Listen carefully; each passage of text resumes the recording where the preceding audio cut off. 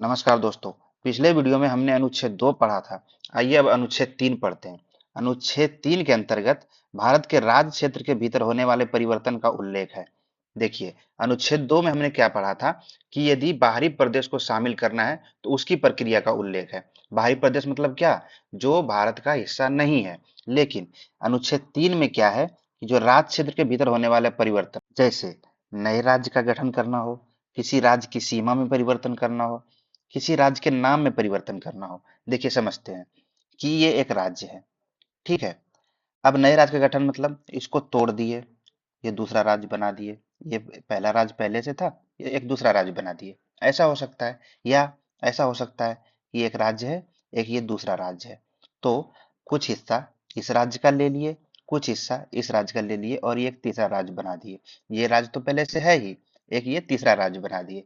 तो ये क्या है कि नए राज्य का गठन हो गया।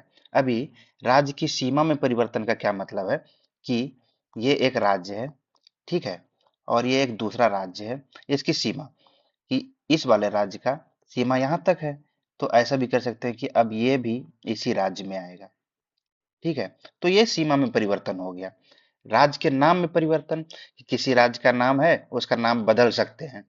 जैसे एक एग्जांपल समझते हैं कि एक अभी बंगाल है, तो बंगाल को हम कल सोचे कि इसका नाम बदल के बंगाल प्रदेश कर देते हैं, तो ऐसा भी कर सकते हैं। और ये सब करने के लिए ना संसद कानून बनाती है।